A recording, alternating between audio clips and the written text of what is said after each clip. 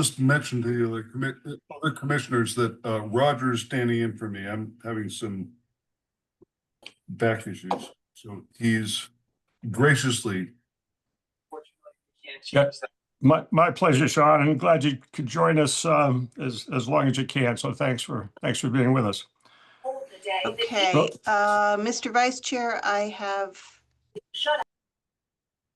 have let everybody in, but let me mute a few people to make sure we're good to go. Okay, I think we are ready when you are. I am ready. Let's proceed with the meeting of the Planning and Zoning Commission for September 3rd, 2025. Please come to order. I am Roger Joyce, Vice Chair of the Planning and Zoning Commission.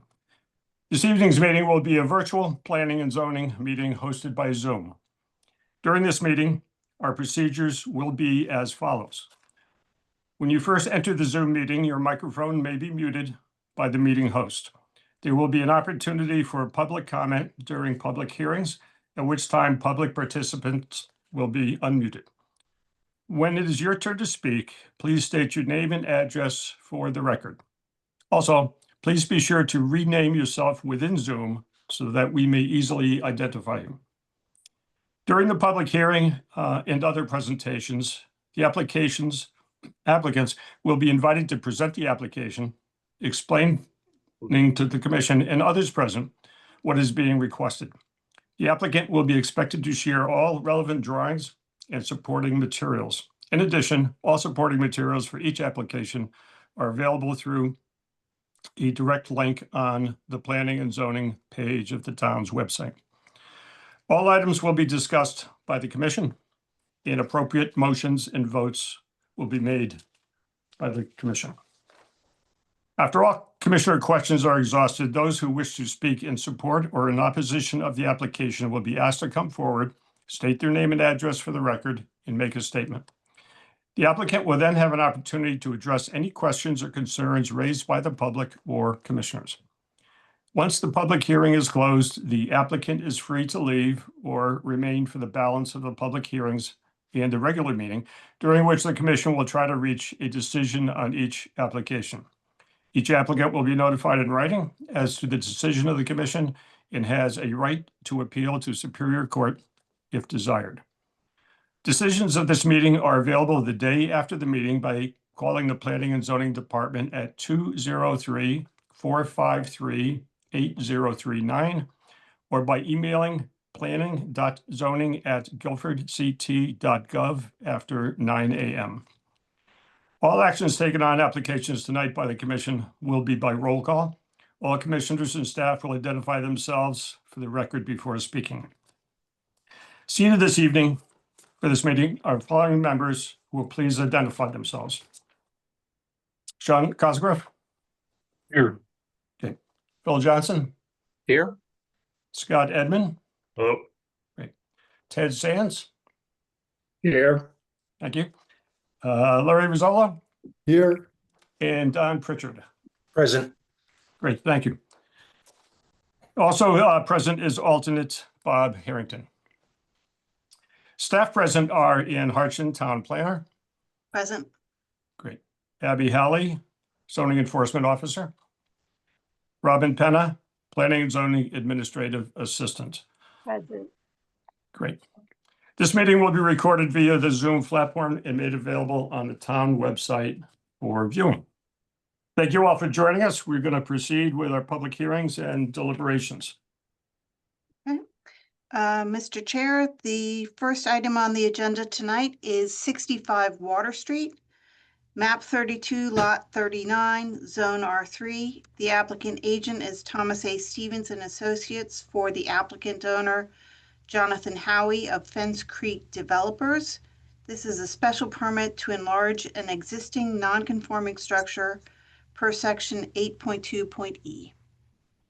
Do we have anybody here from the applicant? Yep. Tony Bolduc, agent for the applicant, Thomas A. Stevens and Associates, located at 141 Durham Road in Madison.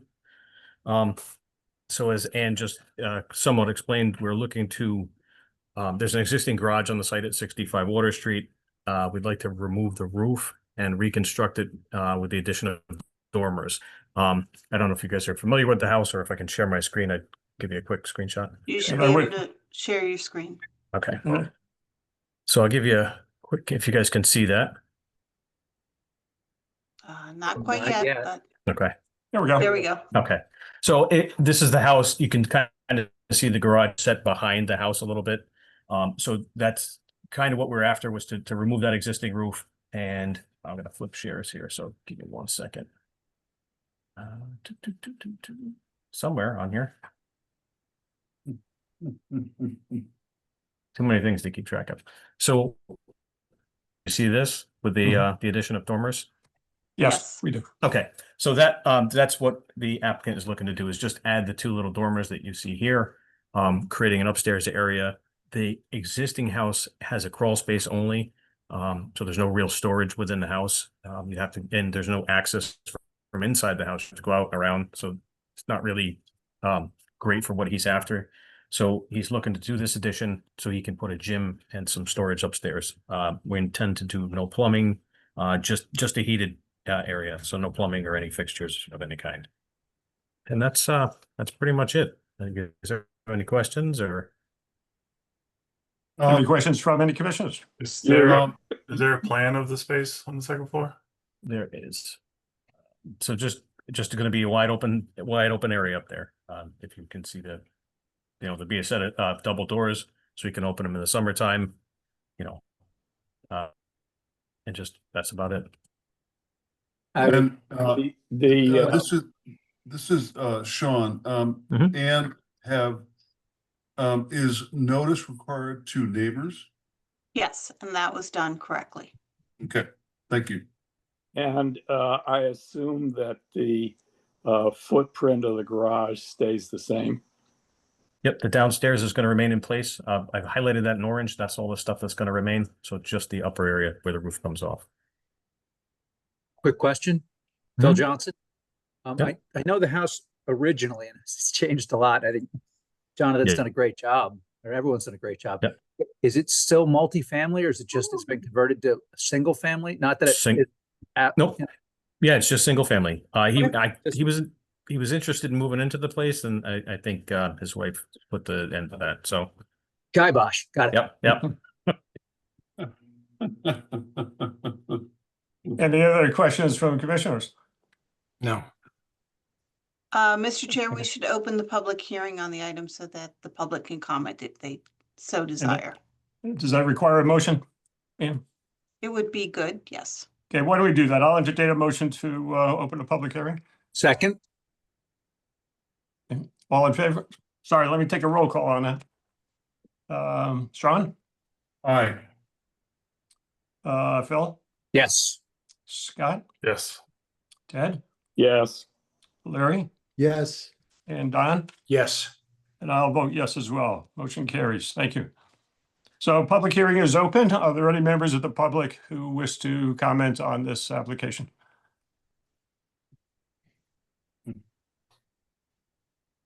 Okay.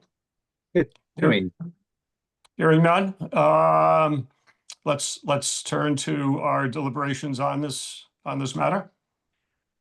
Any thoughts on this application from commissioners? they've done a great job improving the property. I mean, it's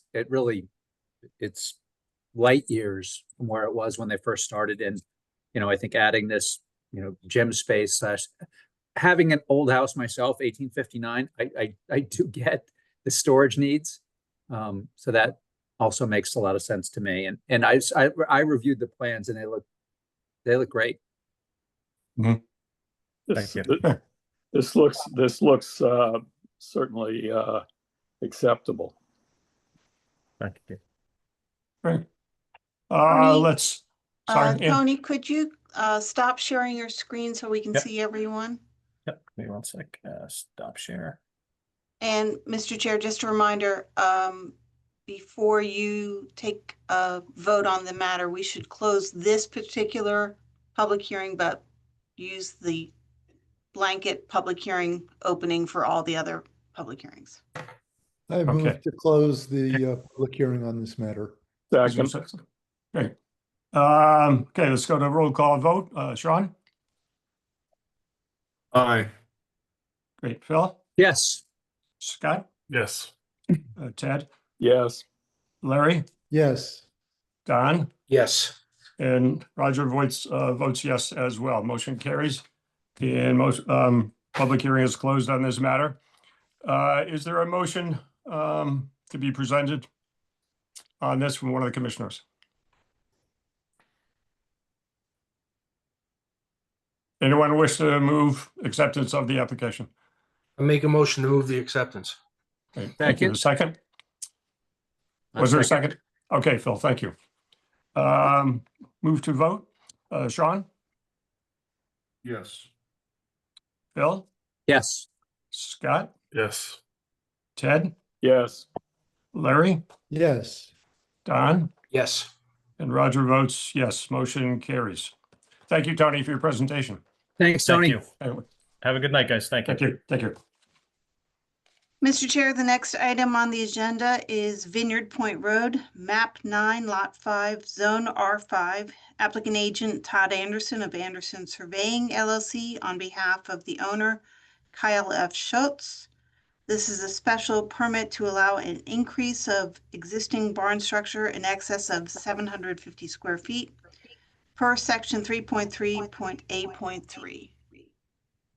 Great. Is anyone here from the applicant to present?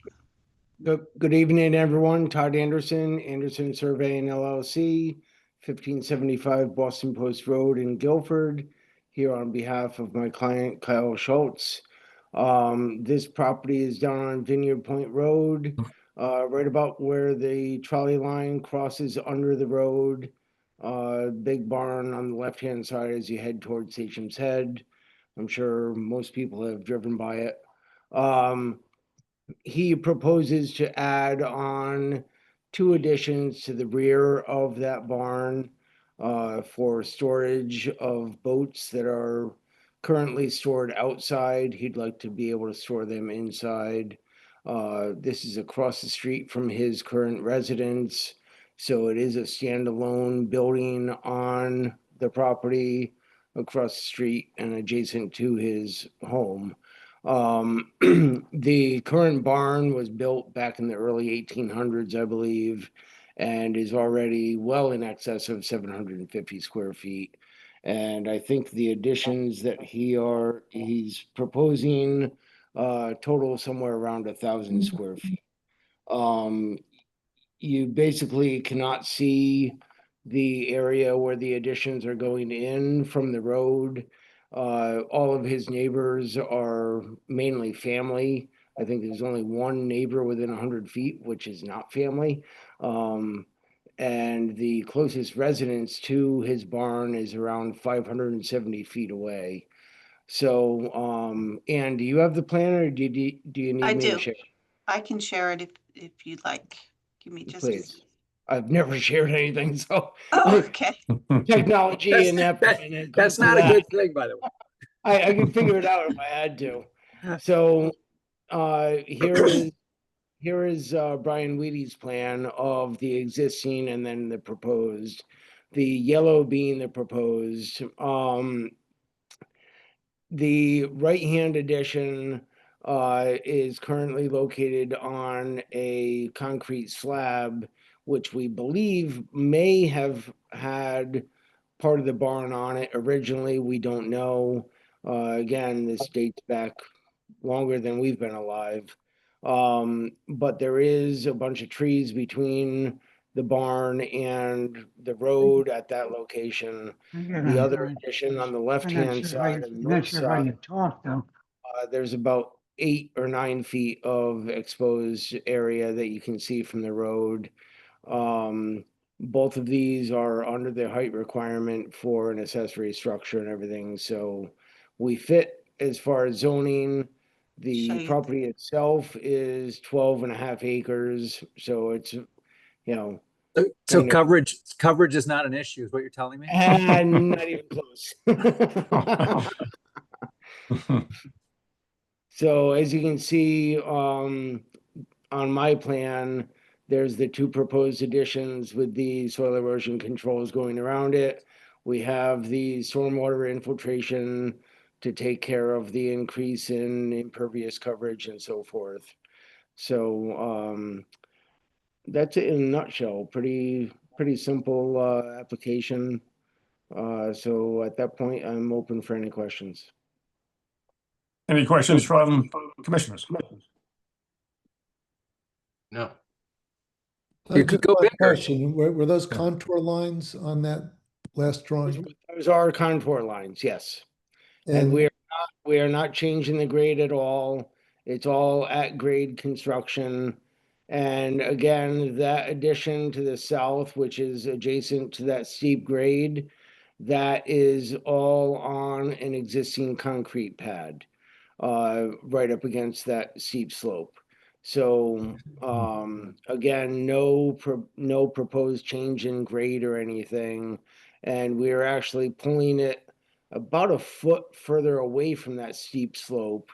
As you can see to the south of the heavy line, that is the proposed addition. That concrete slab actually extends out about 2 feet towards the steep slope, but we are going about a foot to the east of that concrete pad.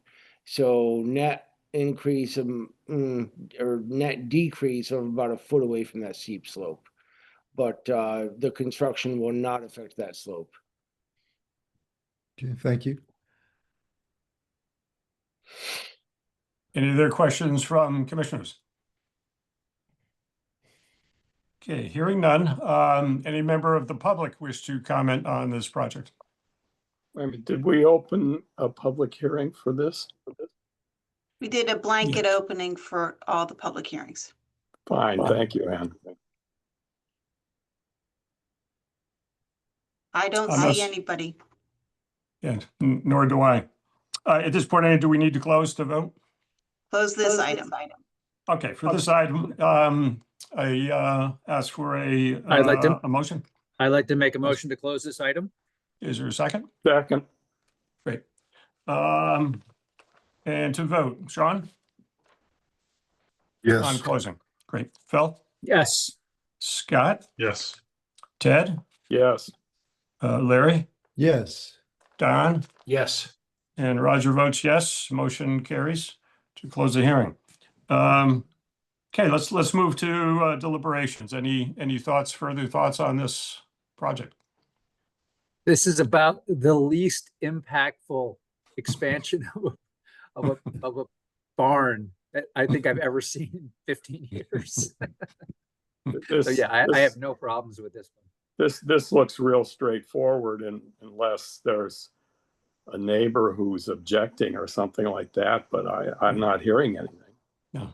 Well, and you'd have to be like on Google Earth to object, honestly. But that's different. So given these thoughts, let's move to a vote. I ask for a motion to approve this application. I'll make a motion that we approve the application. Good. Thank you, Ted. A second? I'll second it. Okay, I'll Okay, third Phil. it. Okay. Then let's move to a vote. Sean, Yes. Phil, Yes. Scott, Yes. Ted, Yes, Larry, Yes. Don, Yes. and Roger votes yes. Motion carries. Thank you, Todd, for your presentation. Have a great night, everyone. Thank you. Thank you. Mr. Chair, the next item on the agenda, 97 White Birch Drive. The applicant this afternoon has withdrawn that application because they no longer need a special permit. So we will be skipping over that item. Good. Thank you, Ann. Just out of curiosity, did they reduce the footprint? What did they do to become compliant? They moved a staircase to make it conforming where it was non-conforming in their previous version. Thank you. Okay, so the next item on the agenda is 1940 Boston Post Road, map 79, lot 41, map 78, lot 39, zone BMU and SC. The agent is attorney Marjorie Shansky for the applicant owner Robert Sachs, principal of 1940 Boston Post Road LLC. This is a special permit to allow building height in excess of 40 feet per section 4.5.d, table notes number 4 I will note for the record that we received the referral of this project from the Inland Wetlands Commission, I believe on the 19th. I might have that date slightly wrong. So you are free to deliberate and vote on the item. We will be out of time entirely on Friday. So I would suggest this happen tonight. But I don't know, you may want a quick refresher from the applicant just to remember what it is that you're voting on, but I will leave that up to you. I would suggest this, given that Attorney Shansky has joined us many times throughout the year and been very helpful. It would be helpful, though, if you could take 5 minutes to give us an overview on this height question, and we can converse after that. Please. I agree with that, Roger. Thank you. So, Attorney Shansky? Right now, you're muted, Marge. Okay, sorry. I can try to unmute you. Got it. Good evening, Okay. Commission. I am surprised at the invitation to speak to you because the hearing is closed. But I'm happy to speak non-adversarially and descriptively only, because the record is the record. The first of these is the height. We provided the commission with a height study that shows the very limited effect of the requested height that had the ability to reduce the footprint of the proposed building by putting some parking under it and reduce the imperviousness associated with the structure. And we demonstrated that it is not having an adverse impact on adjacent properties. It is most prominently seen from the highway. And while aspects of it are visible from the adjoining residential neighborhood, they are very limited, they are seasonally obstructed, and it is a matter of record that my client has agreed to do some landscaping on those respective properties to further give them visual buffer. The Wetlands Commission referral to you was an approval of this application. So there is consonance between this reduced footprint and goals for them and the provisions of the zoning regulations. And I think perhaps that's sufficient, Mr. Chair. I think it is. Thanks for that overview, Attorney Shansky. Any questions from any commissioners on this application? Mr. Chair, given I had forgotten that we closed the hearing, so we can't really ask questions. Okay. You can deliberate among yourselves. I can bring up the draft approval report if you'd like to discuss that. There are no special conditions for added to this one, but it's well within your purview to add some if you would like. Of course, we have all received and studied that document, and I would ask any commissioners if they have specific questions about those conditions or any other questions that we should discuss amongst ourselves.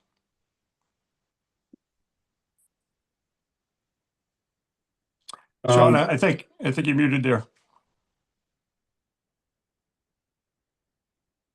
Well, you don't appear to be muted, but we're not getting any volume from you. Oh, wow.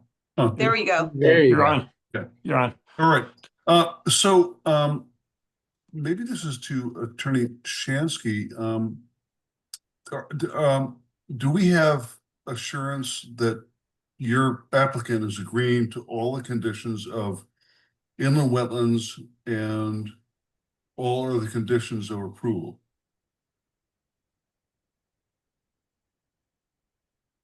I think we're in the deliberation stage. So Yeah, you Yeah. are, Sure, Mr. she Chair. can Okay. Sorry All right. about that, Yeah. Marge. I don't mean to Sorry. answer for you. Sorry. Yeah, and I would just note for the record that these conditions are all the conditions spelled out by the zoning regulations. There's nothing extraneous here. This is what's in the regulations. These are standard conditions of approval. Mhm. This is Larry. I think this is a great project. And I'm much relieved or much satisfied with the inland wetlands report. And I don't see any reason to deny this application. I have a quick question, and that's, Phil. sorry, Oh, go ahead, Phil. does the applicant themselves have to complete this project, or can this be approved and then handed to someone else? It stays with the land. So B, Correct. It stays with the land. However, there's a timeline on it, right? Are we doing There's the a time? time, there's a time limit of 5 years that can be extended. If there was a change in the development team, I would propose that the commission be notified of such action, but there's nothing that prevents essentially the sale of the idea with the land to somebody else to develop. I don't think that's what's going to happen here. One observation I have, I think, over many months of working through the process here with many commissions actually here in Guilford, the applicant has shown a real responsiveness to concerns relative to, the footprint of the property and the spread of the asphalt as one example. In reconfiguring the building for that reason, and also with many suggestions coming from Design Review Committee. So I think for the record, I think it's important to reflect on the positive actions of the applicant in this regard. And I think, as I think you said, Larry, I think the result is attractive and needed apartment space for our town. And that's it. Thank you. Any other thoughts? Okay. Shall we move to Mr. Chair, may I yes. just make one motion? problem. When you make your motion, if you could please mention in some capacity the staff report, because it actually contains all the clarifying language, and it's best if you make the motion referring to the report so that it's all part of the record and part of the approval. Thank you. Do we have a commissioner who might have that printed copy and who could make a motion for approval of this application in that regard?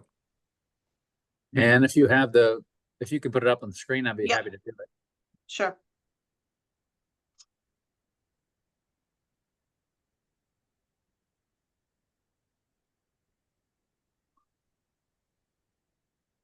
Oh boy, can you make it a little bigger? Sorry. Yeah, you could just I got- refer to it. I'm gonna You have could to go to say, like 4 O's or something like yeah, that. no. You could just say something to Okay. the effect that the approval is based upon the report as published, or something Mhm. like that. She just wants it approved based off the report.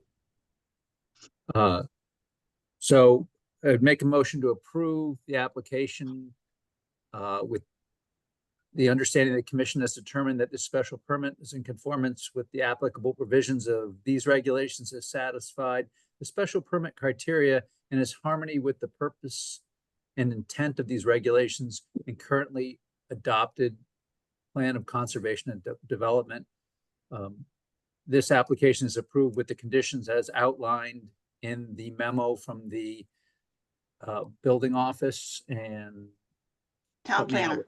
and town planner There you go. as outlined and Good. submitted.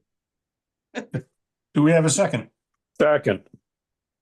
Good, thank you. We'll move to roll. Got on the roll call fly vote.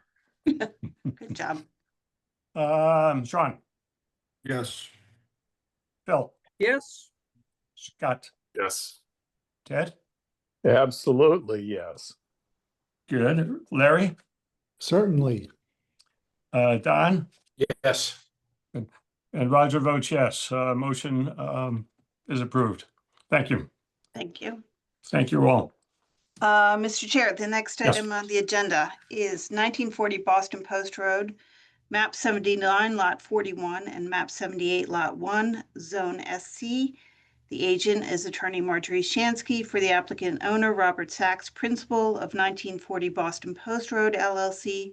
Special permit to allow 2 drive-throughs in the SC zone per section 4.11.c.2.c. I will remind you that part of what we discussed and is in the staff report that you can make a motion based on the staff report was a special condition regarding the second drive-through. Right. I will share this with you and you can see if you like it or you want me to change it. So if you see point 9, I added one additional condition. The drive-through for the most northerly commercial standalone building shall be limited to pickup only with no order board. No order shall be accepted at the pickup window. Feel free to massage that, change that, do something else, but that's the best I could do with that one. Yeah, I think when we discussed this the other day, and drive-throughs and pickup windows are a distinction without a difference. And I think we want to make a difference. And that's the point here, is to make it a pickup and not a drive-through that's also a pickup. Since this comment came from me, then yeah, I'm for this. That was always the comment that I had every time we talked about it. So I appreciate it. I've got a quick comment. Anyone been to Chick-fil-A? They don't have a board. They got people standing out there with iPads. Yeah. You don't have to talk about. I'm getting just pretty stating specific when you're the talking fact. about order boards, but I mean, it You- does say you- limited to you- pickup you- only. You obviously get around, Phil. I enjoy my Chick-fil-A. Yeah. Well, I actually, even an iPad could be considered a order board. So But not if it's in the hands of someone that's accepting an order, 5 cars in, they're walking up going, what do you want? And it's up to you to know what you want. And they just put it in. So it's Well, not sure. an order board. It's a waiter, so to speak. Okay. The whole point about this is the distinction is about queuing and how much room there is in that space.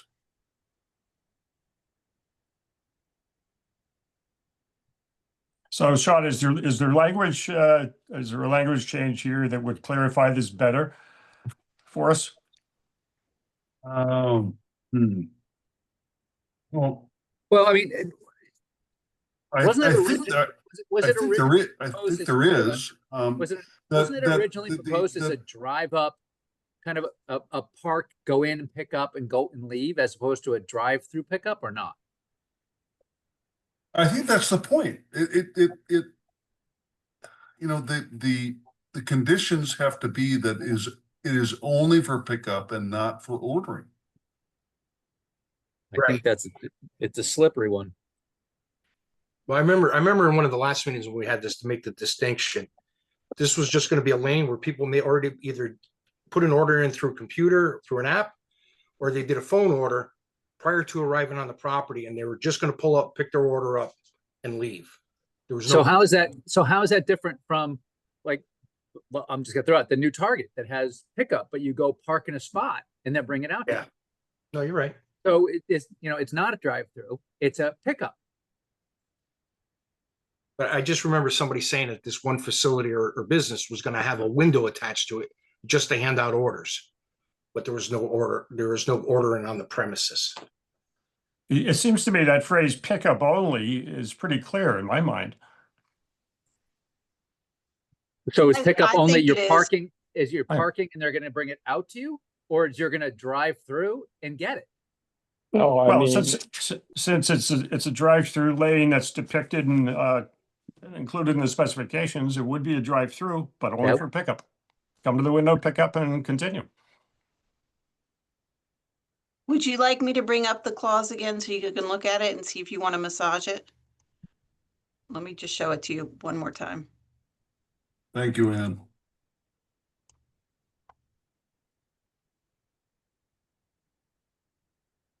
Can you see that? Yes.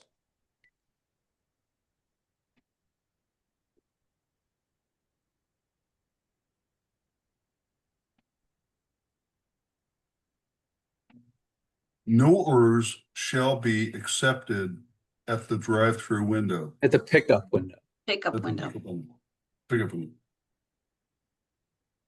So if someone comes up to the pickup window and wants to order, they will be told to drive through. Right. Sure. Okay. Are you proposing something different, Phil? I think a pickup is more akin to what the Target has proposed, which is you have a space, or Panera. I mean, Panera does have a drive-through, but I mean, if it's a pickup, it's you park and they'll bring it out to you and you pick it up and leave. It's not a drive-through. So then how would you describe it to say that it's the drive-through that you cannot order from? Is Maybe that how you want to describe it? That it's a drive-through. It's So not. maybe it's a maybe drive-through. oh, sorry. Maybe the drive-through should just be labeled a drive-through with the order board, and this should just be specified as a pickup lane only, or a pickup window lane. Pickup No, lane. the problem is that it's not long enough to be a drive-through for any sort of normal drive-through business. Oh. So that's why they're specifying that it's pickup only, because you only have a certain amount of cars that can queue up in it, and it's very small. Well, It's gonna- I think you could, Again, you could the slippery change. slope on this one is, if and when this gets approved, it's gonna totally morph. Well, And so it's not gonna be, people are gonna be on their cell phones calling from wherever they are. Yeah, sure. So they could be in the line calling from their cell phone. And it's gonna be a de facto drive-through. Okay. So you're thinking that you want to just say no then? Or- I'm sitting a little right now in the no lane. But So Phil, just to be clear, you're saying not to approve a second drive-through. that's my sentiment at this moment, yeah.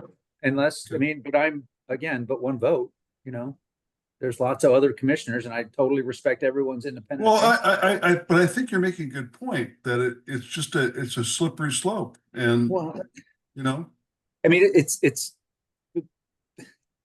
very crafty. I mean, it's well worded. But it's going to change. And once it gets approved, there's no undoing it. It's out of the box. Yeah. So what if they were to convert this area instead of making it lane? Because since I heard it was small, I can't remember the map right now. But what if they were to just put parking spaces there and it would just be a pickup window? And someone comes and brings you food. Or you can walk up to the window because your car's Whatever. Right. Yeah, it's like a Domino's pickup, whatever. right. Exactly. But you must vote on the issue before you tonight. We can't be making get design it. changes. Yeah. Any other thoughts on this topic? I'll just say one thing. I think it's, as Phyllis pointed out, I just think it is a little too vague, and over time, it could be abused. I would be interested in other commissioners' opinions. So how are they going to abuse this? Like, is an establishment that's working there really going to let cars park in the middle of the parking lot waiting in line when nobody else can then get to their parking spaces? I mean, somebody's going to call the police immediately if that happens. You know what I mean? So like, if there's a long line, then like that causes lots of problems that they're not going to want to happen. That's a good point. So commercially speaking, I mean, the owner is not gonna want that, right, Scott? That's what I'm saying. Absolutely. I get it, I get it. I mean, one of the things that I'm thinking about here is that this is something new that we've never tried before in Guilford, a pickup only window. And the question that I would have for the town planner is, could we approve this for a limited, say, 2-year test period, and with an option to, Let's put a stipulation in there that we want to review how it was going 2 years from now or whatever. right, to make sure that that is a pickup and not a second drive-through, or that at the end of 2 years, we would review this and renew it or not renew it. Are you calling it a conditional approval then? Yes. I don't know if we can make it Well, conditional. No, it's more of just a condition of approval that, I don't know. And one question I can't remember from looking at the drawing. Does the drawing specify how many cars are supposed to be loaded in that drive-through? Marjorie, if you remember off the top of your head, that would be helpful. He can't answer you right now. Okay. Do you remember that, Nan? There were a number of iterations of drawings that showed the number of cars that could fit, and it was less than your standard drive-through. So could we But- condition it by saying that it's for pickup only and no number of cars longer than whatever the number is that's on the plans is allowed to be waiting in line? What are you gonna say to the guy that's but- 12? Right, What do you mean? I guess- I don't care. Just call the CEO and that's take what them I up was for, gonna say. you know what I mean? Like that's the way the rules work. The Long The story. response I was gonna have to the first question was, you do always, not that we want more work, but folks always have the option of calling the CEO and saying, we realize this X got approved as a pickup only, and now so-and-so is operating as a drive-through and has put up an order board. At that point, it becomes an enforcement action, because if you approve it as it stands, you're approving it without an order board. Yeah, per plans. There's no order Yeah. board on the plans. There's no order board on the plans now. And if they tried to get a C of O with an order board, I'd be saying to them at that moment, when they asked for my signature on that C of O, I'd say, listen, you've put in an order board, now you've got to go back to the commission. Right. You could, I'd hate to, the 2-year test thing is a little weird. I know Marjorie was shaking her head. It makes me a little uncomfortable, but I would say, this applicant spent a long time making the argument that this is pickup only. It was going to be pickup only, when tenants do change over time. But I would say this office would be aware of it very quickly if suddenly we have a new tenant and suddenly somebody's tried to install an order board in the dark of night. I would hear about it very quickly, so. But Ann, do we have to actually have an official complaint from the public? Yes. To that's how act? it works. Yeah, unless I'm randomly driving around or Abby's randomly Unless the driving CEO around. specifically sees it, otherwise Yeah. it takes somebody telling the CEO. Right, Right. And then Somebody's gotta see it. then the CEO can come out and say, don't do that. And when they continue to do it, then it becomes, okay, now you've got a violation. Correct. So it's, let me tell you, the timeline between like violation and enforcement, as we all know, is significant. Often. Or can Well, be. the motion, my understanding is that the motion says no order board. What, so Larry, so if I'm pulling up and there's a sandwich board with a QR code, is that an order board? Mhm. Yes. Yes. But it's a sandwich board on the outside of the property. Well, I mean, sandwich boards aren't allowed in town either. They're all over the place. We should mention that to the CEO. Yeah, call the CEO about it. Now that we're on the record. That's a different issue, guys. I mean, Well, I'm just saying, you know. So Phil, I get it. You're traditional trying order to. board is not necessarily the menu. I get it's that you're trying to The QR code worry that about you future proofing. get beamed to your phone as you cross a boundary. Exactly. There's no difference between ordering on your phone and pulling up and doing it on the order board. There's no difference. Okay. I mean, honestly, I guess it just comes down to whether you think it's a no for the whole application based off of that. I mean, like, or do we try to craft something that alleviates the concern? Or are you thinking that there's no way to even remotely alleviate the concern, Phil? I think Scott- having two drive-throughs within that kind of proximity to each other is a lot. Okay. And more than I believe is appropriate. Yeah. And Scott, I'm not sure how we could craft it, but Scott, I think you're thinking creatively with, a window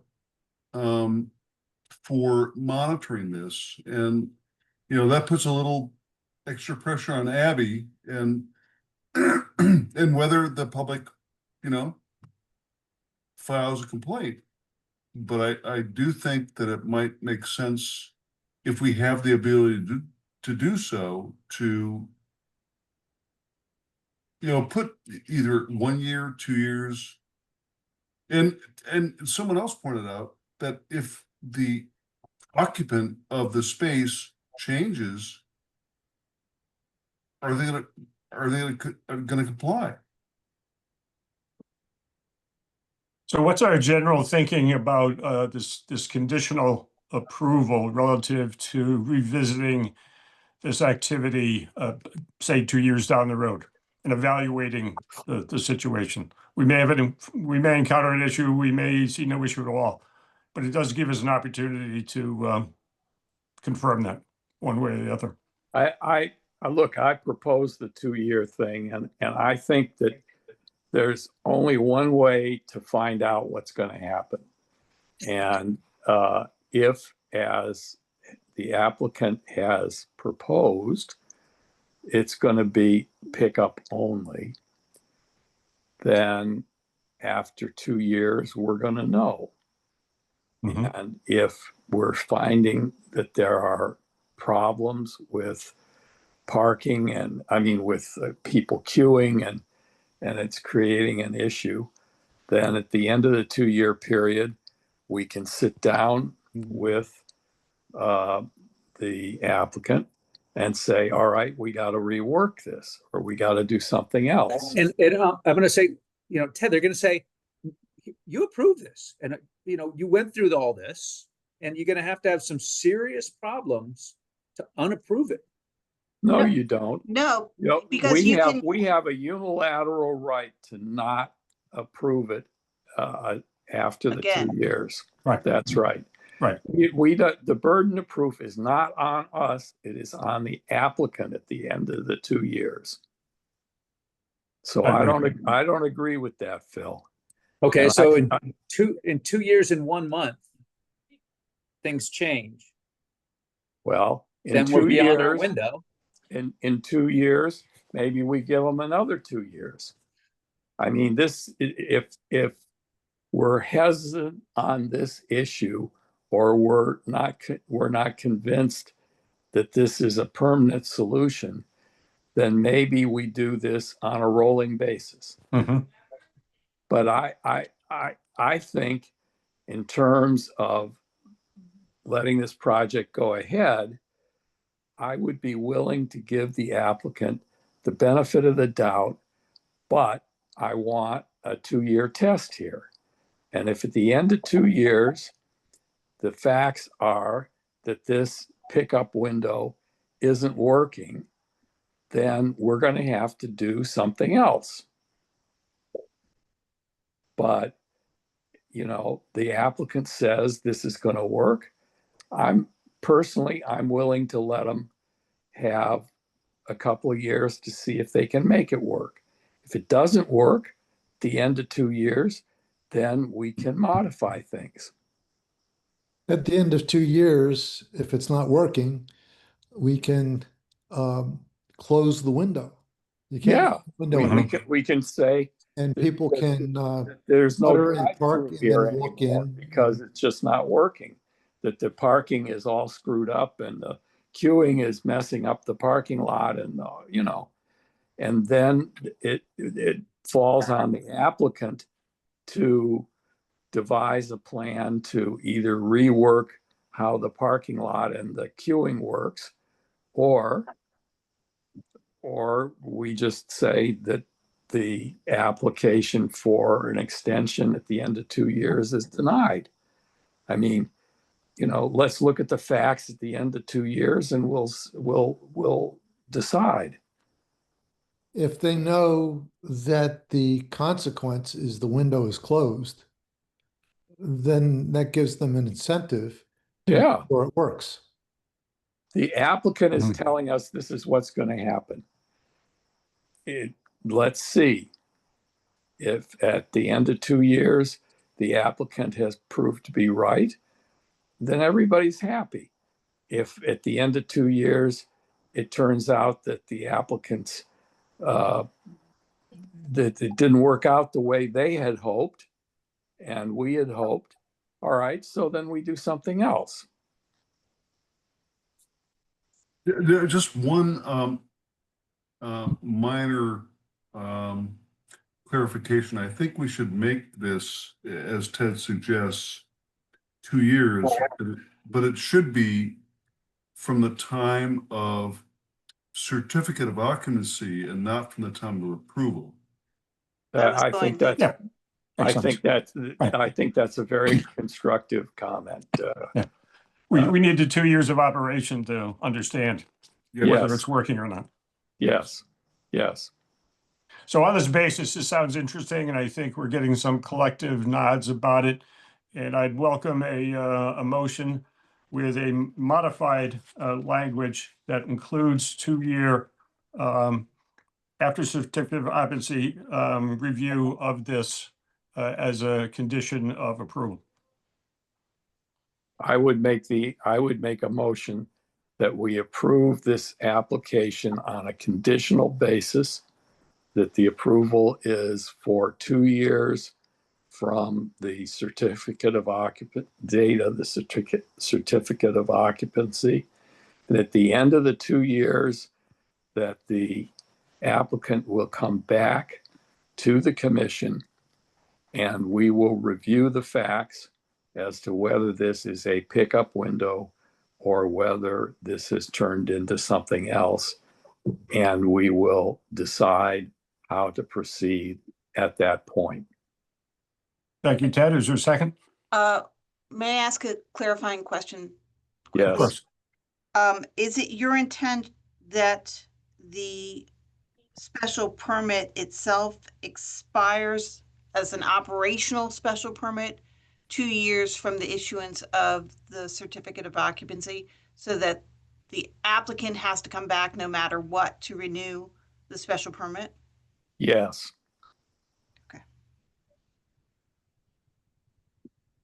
Okay. Is there a second? I'll second. Thank you, Larry. Move to roll call vote. Sean?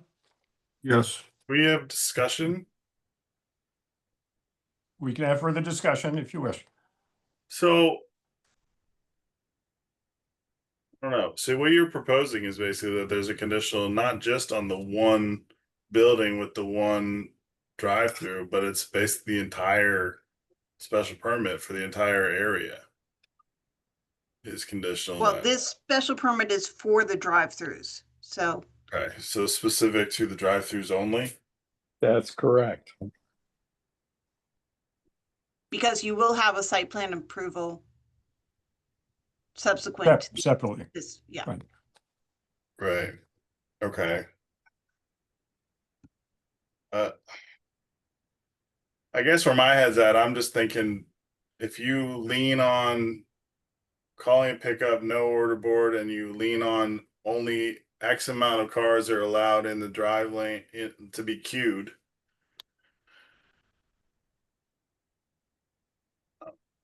I guess I don't have a preference really, as long as Ann's fine with it in terms of it making sense legally.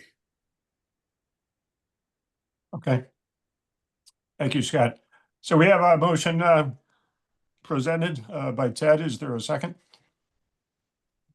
I've already seconded. Larry seconded it. Okay, thank you. Thank you, Larry. Appreciate that. Let's move to a vote. Sean, Yes. Bill, No. Scott, Yes. Ted, Yes. Larry, Yes. Don, Yes. and Roger votes yes. The motion carries. Thank you. Well, Okay, Mr. Chair, moving on to site plan reviews. Our next item on the agenda is 1940, 1960, and 1968 Boston Post Road, map 79, lot 41, map 78, lot 42, map 78, lot 43, map 78, lot 39, map 78, lot 1, zones SC and BMU. The agent is attorney Marjorie Shansky for the applicant owner Robert Sachs, principal of 1940 Boston Post Road LLC.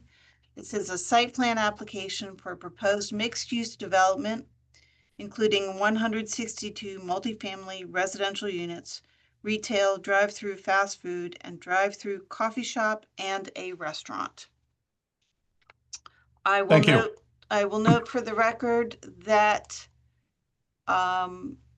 because we have two special permits and one site plan approval or possible approval for the project, many of the conditions of approval, which are derived directly out of the regulations, are repetitive. But in this case, I added to the site plan review, I added the bonding for the soil erosion sedimentation control that's allowed by ordinance. And I took that out of the special permits because that wasn't the entire site. And there are two other items I would love some discussion on. One is this idea that the entire site is being approved or denied. I'm not going to presume anything here.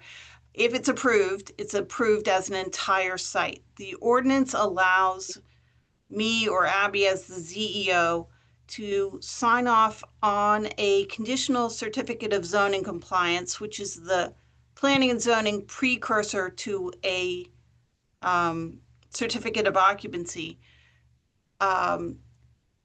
If the entire site isn't constructed, the developer can bond for all of the outstanding site work, landscaping, planting, even paving that needs to be done. The issue that comes up in these projects that have more than one building is that you could have a building, say one of the residential units, being ready to be occupied where the commercial sector may not yet be completely built. That conditional certificate of zoning compliance is only good for 180 days. And the regulations do not address any procedures for extending that time. So say I'm just making this up, but two of the residential buildings are ready to be occupied. The commercial area is not yet fully constructed. The developer wants to occupy those buildings, so they bond for the rest of the incomplete site work. The clock starts ticking at that moment, and then the developer only has 180 days until I, as the town planner or the ZEO, has to pull that bond for the incomplete work. We don't want to be in the business of completing construction work for anybody. So part of what I'd love you guys to discuss is if you want to create a mechanism, maybe specifically for this project, but we could do it for the rest of the ordinance at another time, where that 180 days of conditional certificate of occupancy can be renewed or re-examined so that we don't end up, you can imagine the whole site's going to take a certain amount of time to build. We don't end up in this situation where we're at day 179, the rest of the work isn't done, and day 181, I'm supposed to pull the bond and complete a project on behalf of the town. And would you consider that a flaw in our code? I think it's just that we didn't consider unphased construction projects. Mhm. You know, larger projects that are being built in phases by the developers, but aren't being approved as phased projects. So Would that just be something to Something we missed. require going forward for large projects, multiple buildings? Well, I mean, it seems to me that this is a flaw in the mechanics of the regulations. And do you have a solution to this? I think for this, we could examine the larger issue at a later time. I think for this project, you could say that you could change that 180 days to something longer.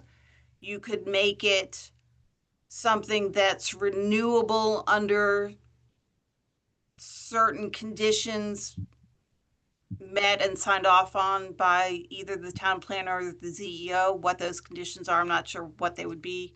Maybe good faith effort at construction. You know, I mean, you don't want to end up where you have half a site built, you don't pull a bond, somebody's gone bankrupt, and the rest of it never gets built. Yeah. But Well, I think given, there, Well, could we do it as it's 180 days, but it can be renewed by the commission, by a vote of the commission? yes, you could do that. Because then you get a presentation as to where things are in construction. Well, then that seems to be the way to go. That's reasonable. Okay, so that's one issue that I need you to talk about. The other one, and I want to shut up so you can talk, but I added one possible additional condition of approval. I had some discussion with Marjorie Shansky about how the developer was going to attack the building of the whole project. And I heard that there is a desire to commence site work immediately and commence building works 4 to 6 weeks, 4 to 6 months at some later point. Normally for a building project, one would pull a zoning permit and then immediately pull building permits. In this instance, what I'm suggesting is that this applicant be allowed to pull a site work only zoning permit. So we get our eyeballs on it and we say, this is zoning compliant. And then the contractor's allowed to go do site work. When they get to the point where they're ready to pull building permits and start building work, they come back and pull a second zoning permit that's related to the building construction. So again, we can do our review of the construction drawings to make sure they are zoning compliant, and then they can move on to the building department, get their building permits, and the whole project runs a little more seamlessly. So the suggested condition of approval there is this: site work may commence once a site work only zoning permit is pulled and issued by the ZEO. No building construction shall commence until building permits are issued. A separate zoning permit will be required for building elements prior to building permit. Are you going That to be may doing only make separate sense. building? Are you going to be doing separate building permits for each building, or are you going to be doing full building permits? What's your plan?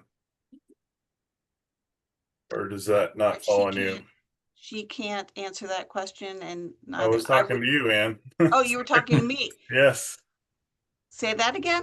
Are you planning on having it be done as if it's one building permit, or are you going to Well, they could do it. plan on They accepting could do building it. permits for each building? They could do it any way they want. They could do one blanket zoning permit and submit every single set of construction documents. I'd say that's probably That would not be very likely to silly happen. do, so I expect them not to. So they Typically, have to the reason why I'm pull, asking is because every municipality is different that I work with, and I always have to ask the same question because they always have a very different answer, and it's always tied with how are you going to CO. right, So if we're allowing them to pull separate building permits so that they can CO a separate building, then yeah, that's fine. Yep. That's always made the most sense to me. Mhm. But I think that makes and it makes the most sense in terms of construction, because nobody's building, what, 8 different buildings at the same time? You're correct. building them one at a time. So, yes, I think that's logical, and that's supported by the regs, and administratively, that would be the cleanest. So they would have to pull a new zoning permit for each building permit that they want, but that's fine too.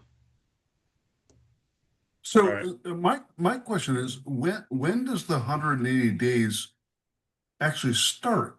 From It starts from the date that the conditional certificate of zoning compliance / C of O is signed by myself and by Kim. so it really the C of O is triggered at that point. The C of O is the- issued conditionally because they still have to, they don't get out of the conditional part of the certificate of zoning compliance. They don't get the real certificate of zoning compliance until all the site work is done. That's why the bond is there. Right.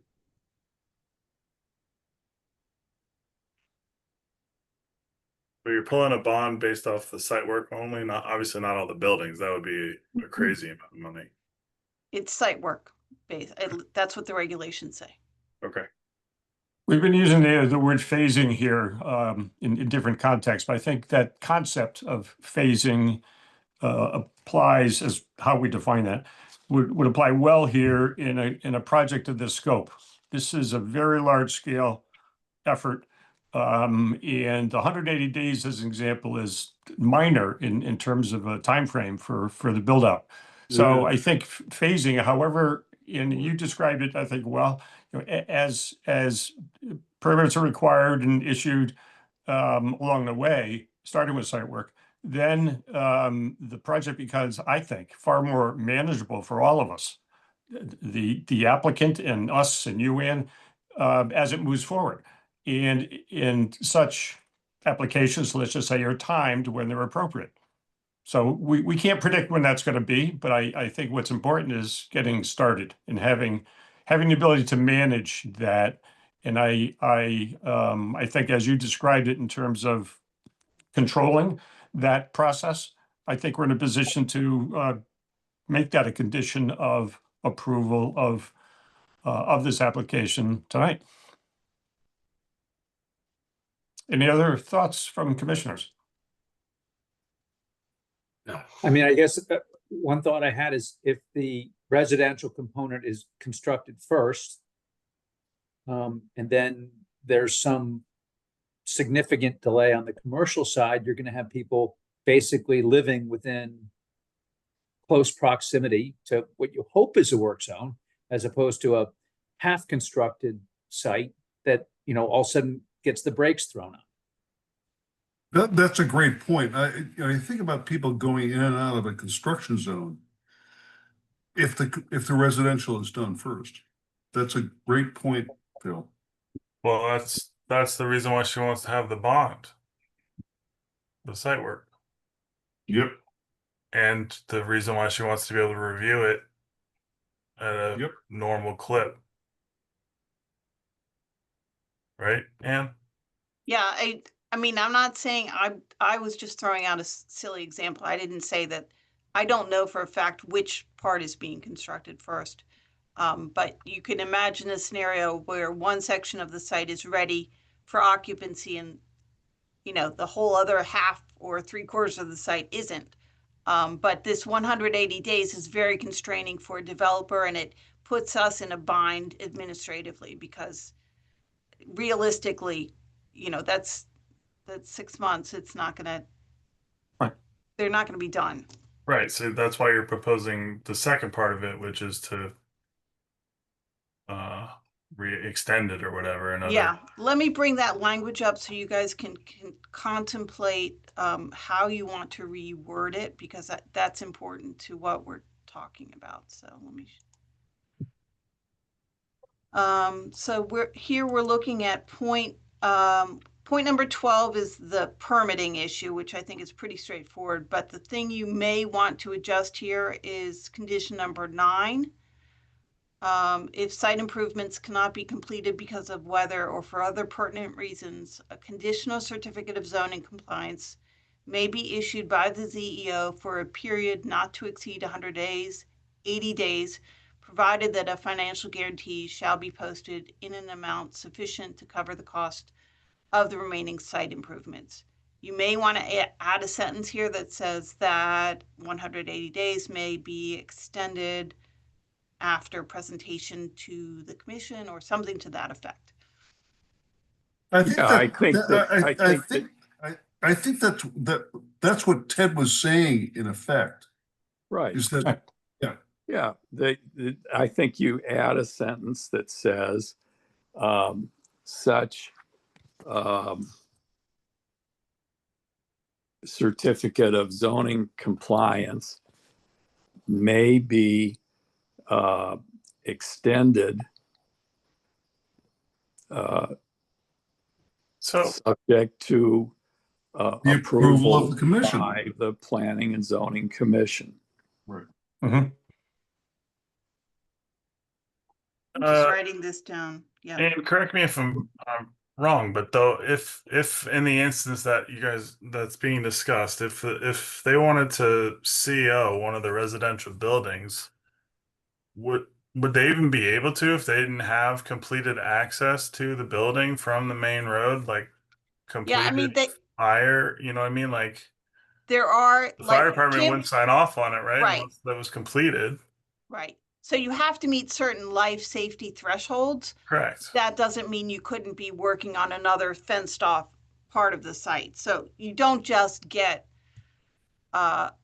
either a conditional certificate of zoning compliance or a temporary C of O without meeting those life safety standards. The zoning department / building department is not going to sign off on a CO for the apartment buildings unless all the way from the road to the apartment buildings is completed and safe for occupants. Right. Well, Exactly. no kidding. You couldn't get the fire Exactly. department to agree. That's what I'm saying. So like, this is more of just like certifying that you're not creating blight because all of a sudden they go out of business on the commercial side, and now it's just an empty dust bowl, basically, right?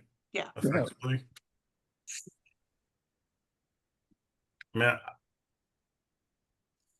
Okay. What else do we need to change? Those were my, let me just double check if I had anything else here.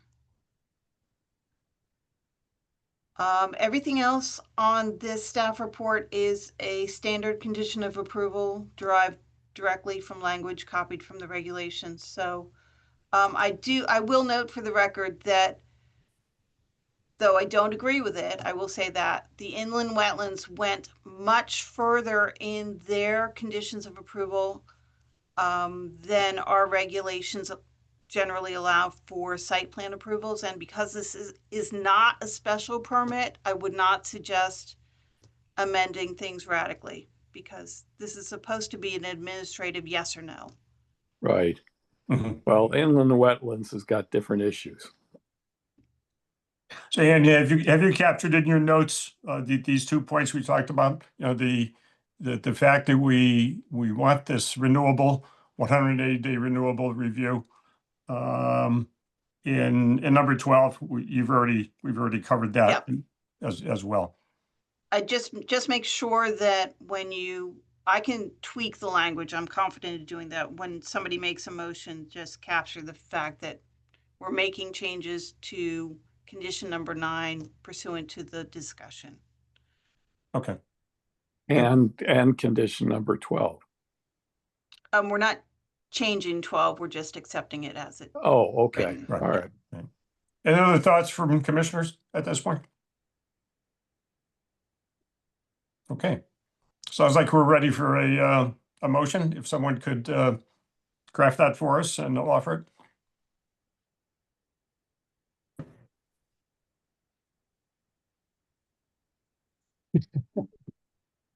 We approve the plan.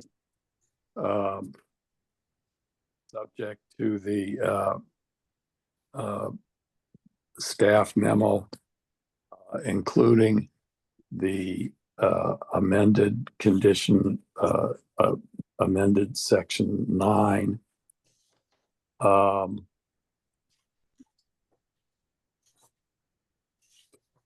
Is there anything else I need to add, Ann? No, I think Pursuant that- to the discussion or something like that. I Yeah. think that covers it. I'll take a second. We can do further discussion. Is there a second for the motion? Anyone? Okay. Thank you. Now, any further discussion? So I'll just play devil's advocate just for a second. Sure. The residential building gets completed, the other stuff is not completed. 180 days expires. We extended another 180 days. The commercial's still not done. Are you going to yank the CO with a conditional CO on people living in apartments? I don't think so.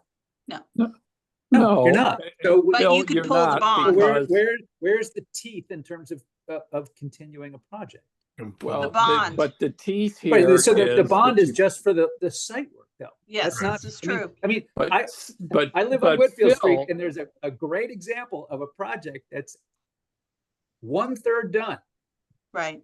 with very little progress on the rest of it going forward. And that's my concern, that we have a big, lovely residential. I don't think anybody's complaining or making any change about that, but it's just, you know, how do we make sure that the other portion is done? And I understand Scott's point that you can't bond for that much money.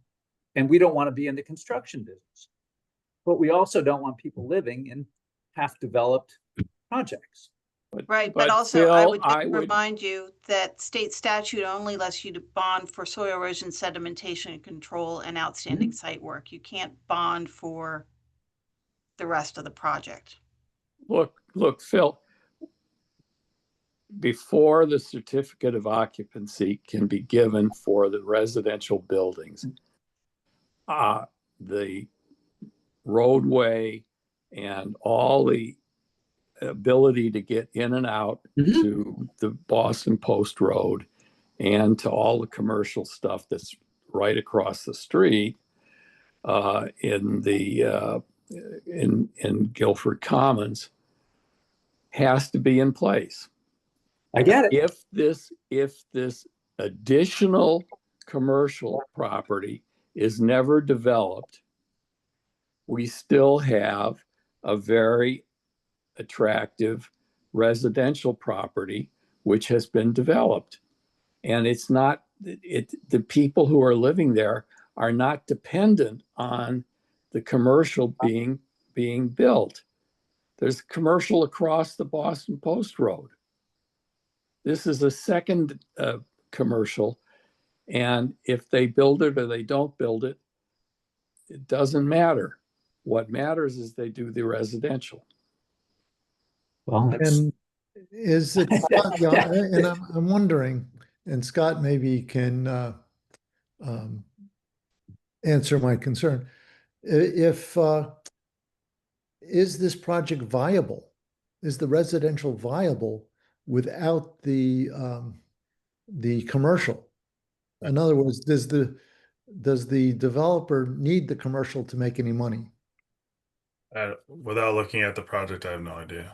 Yeah, There's no I way to mean, know that.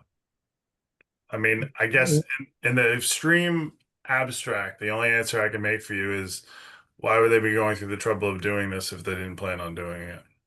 Yeah. There's been an awful lot of trouble yeah. if they're just going to turn around and not do it.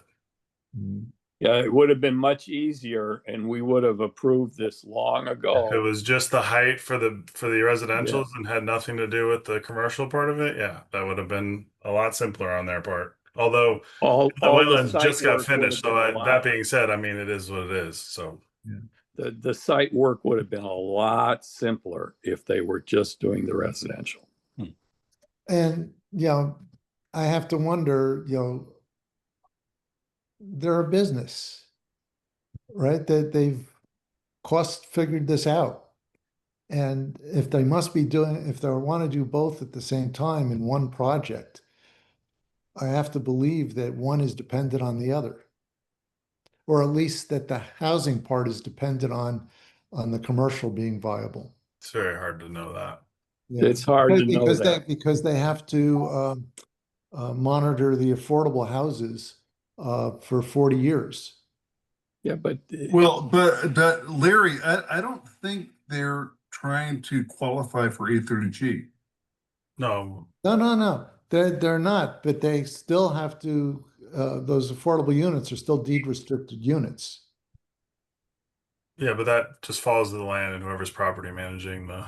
yeah, I mean, so Well, what? okay. Yeah. I'm just curious about it. So we have a motion and a second. Is there any further discussion on this application? Okay, so let's move to a vote. Sean? Sean, Say again, Sean, sorry, you didn't trip up there. we're moving to a vote on the. I said yes. Okay, thank you. Phil? No. Scott? Yes. Ted? Yes. Larry? Yes. Don? Yes. And Roger votes yes. Motion is passed. Thank you. Thank you, Um, Commissioner. Okay, on to other updates. The Plan of Conservation and Development, you have your 4th workshop meeting with the team next week. I'm looking at my calendar on the 16th at 10 a.m. Just a reminder to everybody. If you missed any of the previous 3 workshops, those PowerPoints have been uploaded to our website. I would strongly encourage everybody to take a look at them. These are very dense presentations by the team. And it's also very important work because it guides our development for the next 10 years. So I hope everybody can make it. After this set of workshops, the team will begin to start writing, culling all the material, culling all the feedback, bringing together the draft of the POCD. There will be a series of workshops to present drafts to the commission and to the community for feedback, but we're really kind of at that hump of the halfway, a little bit more than halfway point, so that we can have this voted on and adopted in the new year. Just a reminder to everybody that commissioner training is required of all commissioners every 2 years. I know there are some problems with the VOCHE program for tracking continuing ed hours. We are working to figure that out. But if you know you need a module, you can always look on the Yukon Clear website. I was notified today that they will not be doing extra workshops this year because of funding shortfalls. So if you need a workshop, you can always self-report and watch an older module that they're all posted online. You just have to attest to the fact that you've actually watched those modules. Thirdly, we spoke a while back before we got bogged down with other things about updating the subdivision regulations to align them with the new zoning regulations. We spoke about doing that, and then I dropped it for about 6 months. Glenn Chalder tells me that a few years back, we got to about 80% done with that project. He's planning on retiring in the new year, so I'd love to bring him back to present to you the draft as it sits at 80%, get feedback from you all and from the public, and to start wrapping up those regulations so that they are realigned and much better aligned with the zoning regulation update. And a question on that real quick. Yeah. If memory serves, and again, this was a while ago, part of the reason why we stopped doing the subdivision one was because one section of it was about roads or I forget, I think it was about like the roads ordinance, and he said that the town was planning on updating their either road ordinance or driveways or something like that, and that was gonna that was gonna have an effect on the subdivision. That was part of the reason why we tabled it. Yes. Do you know if that happened or? It has not happened, but I think given our times constraint, It is what it is. we We can't have to wait just forever. keep going because we can't wait forever. And Okay. Glenn's going to retire, and I don't want to have to hire a new sub-consultant or a new consultant and pay all over for the work that we've already paid for as a town. So Yeah, think I agree. it's wise to continue. Can we try to get this on next month's agenda, Ann? Yeah, I'm going to try to see if he's available to talk to us next month, if that's still okay with everyone. In addition, Sean reminded me that we want to do some work on the residential lighting ordinance. My suggestion to Sean was that we staff draft something that essentially creates zero photometrics at the property line to kind of ameliorate the problem that we are seeing a lot in zoning enforcement, where people get mad at their neighbors, and happens, we hear about it all the time. People get upset with their neighbors, and then immediately they'll put up spotlights that shine into their other neighbors' yards, and we're like, we can't do anything about it because there is no residential lighting ordinance. And just to be clear, there is precedent for that kind of regulation in Connecticut. Yes. We had one in New Haven where both residential and commercial lighting has to be zero at the property line. So, and other towns do it I as think well. that's our guidepost. Okay. So if that's still something you want to do, we'll work on drafting that and bringing that up for the commission. Phil, I know this was something of special concern for you. Was there anything else specifically you wanted us to look at? In terms of lighting? Yeah. No, I mean, obviously, we had an issue a few meetings back that was, I thought was very painful for both parties. And Right. for us as commissioners to sit there and say, we can't do anything about it. And it was an obvious concern. And so, if we've got the proposed language that can address that, that would be great. Okay. And the sooner the better, in my opinion. Yep. Okay, great. So we will work on that as well. We have a mandatory referral from the first Selectman Hoey for land acquisition for land on Tanner Marsh Road. I believe I sent this draft report to you all. And Pine Grove Road. It's a purchase of 24.84 acres on Tanner Marsh, currently owned by Dirk Goss, and a 2.63 acre parcel on Pine Grove, currently owned by East River LLC. You need to vote to say, per the staff report, the purchase of these parcels is aligned with Guilford's plan of conservation and development, to preserve Guilford's character, culture, and scenic values, and to conserve Guilford's lands, waters, and natural areas. Most of the purchase price was covered by a state grant, or will be covered by that. I can answer any questions about this if you want. Matt's on the line too. Good, thank you. And are these properties abutting current conservation lands, open space? Matt, do Roger, you yes, wanna they talk are. about this? They're Right. on the other side of the river from the 600-acre parcel that we purchased back in, I think, 2012 or 2013, somewhere around there. So, Great. so it abuts it by a river. So. Okay, great, thank you. Any other questions on this referral? Do you need a motion, Ann? Yes, We we do need a need a motion. motion to approve. Make a motion to approve the purchase of parcels on Tanner Marsh Road and Pine Grove Road per the Okay. discussion. Okay, is there a second? Second. Thank you. We'll move to a roll call vote.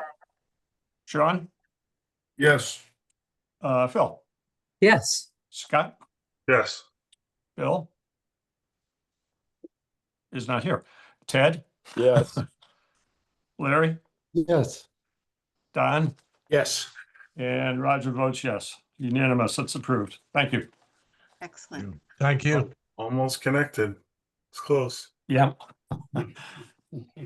Okay, we have two other items, which is the approval of the minutes from July 2nd, 2025, and the approval of the minutes from the July 30th, 2025 meeting. Okay, let's start with July 2nd, a marathon meeting. We had 12 pages of minutes for that meeting, but we accomplished a great deal. Upon review of these minutes, are there any corrections and additions that we need to consider? I would comment that I've reviewed these with Robin, but both sets of minutes. Great, thank you. Any other comments? Okay, let's move to a vote. Oh, let's move to a motion first to approve, please. I'll make a motion, we approve the minutes from the July 30th meeting. Good, thank you. A second, please. Second. Thank you, Sean. And to vote, Sean, Yes. Bill, Abstain? Scott, Yes. Ted, Yes. Larry, Yes. Don, Yes. and Roger votes yes. Motion carries. Thank you. Now the July 2nd, sorry, I had the wrong one. Yeah, you just voted on July 30th. Yeah, that's correct. That was July 30. So July 2nd is the lengthy one. And I would ask for a motion to approve as drafted. I'd make a motion to approve the July 2nd minutes Good, as submitted. Thank you, Ted. Second? Anyone? Second. Good, Sean. Thank you. To a vote. Sean, Yes. Bill, Abstain? Scott, Yes. Ted, Yes. Larry, Yes. Don, Yes. and Roger votes yes. Motion carries. Finally, a major decision needs to be made unless there's other business. A motion to adjourn. Second? Thank you. By acclamation. Also, aye. Aye. Any nays? Thank you. And Roger, thank you for standing in. I've been. Well, you're welcome, Sean.